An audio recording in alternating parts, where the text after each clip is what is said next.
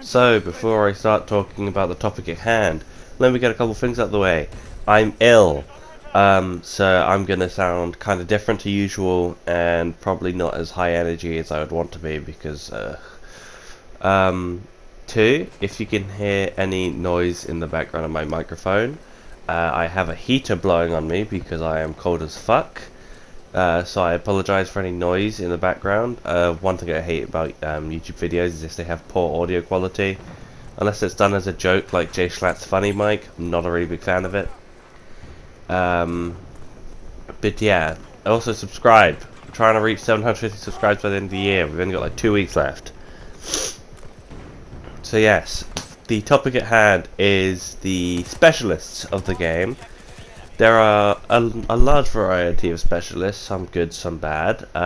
Good ones are Boris, Sundance, Angel, Casper, I think his name is, Drone Boy, and any others? I can't think of any others off the top of my head that I would think is like useful in every situation.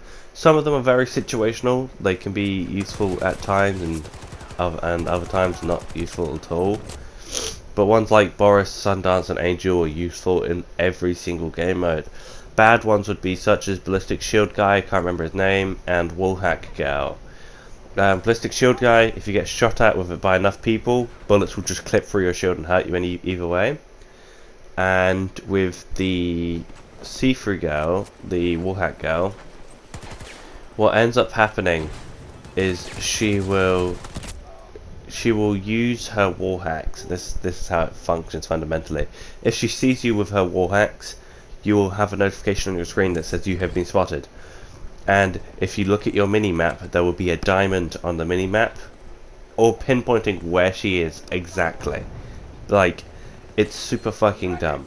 She is useless. It's a good way of balancing it because you know, some ability like wall hacks could be incredibly overpowered if not done right. I feel like she is a very balanced character, but because of her overpowered in nature ability, that the fact that she has to be so weakened and so severely worse than she realistically could be, it's just a big letdown for her character. Now, the main reason I want to talk about specialists is because of Boris's turret. This is by far one of the best abilities in the game. I would say second to none with his ability.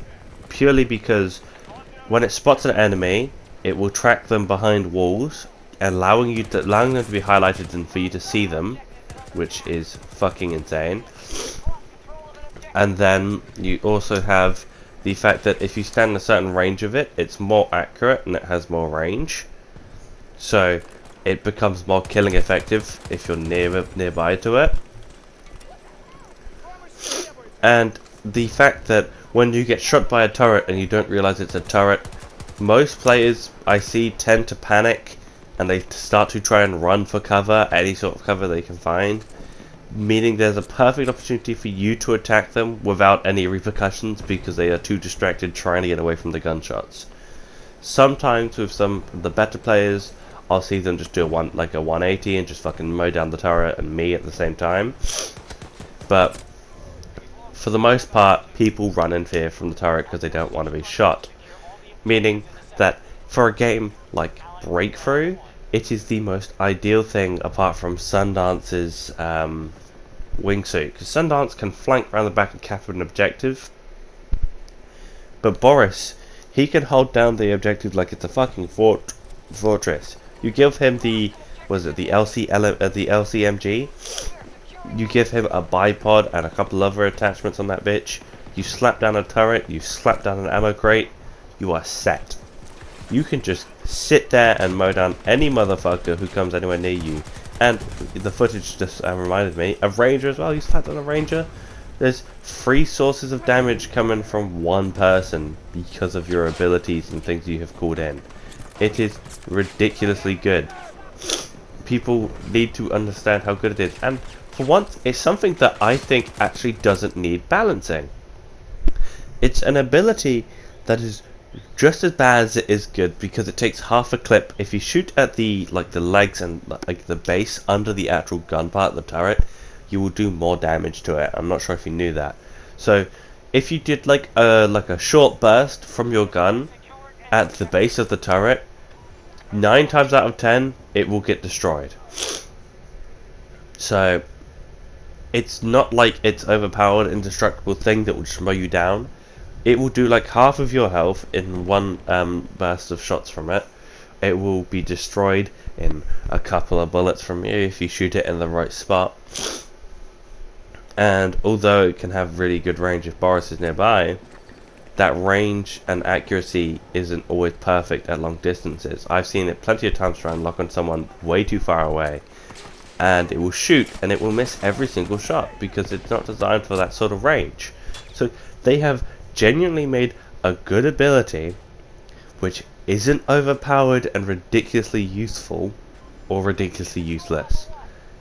Like, the fact that they have done this so early on in the game is really good and a sign of really good future when it comes to the game.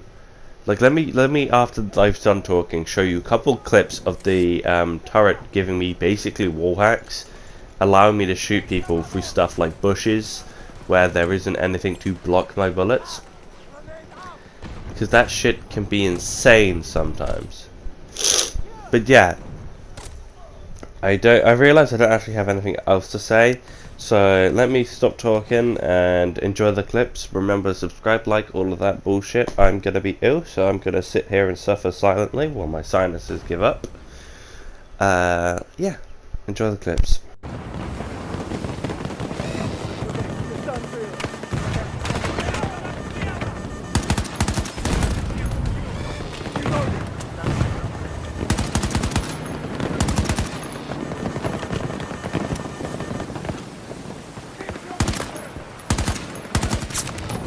Another one for me. Taking heavy fire!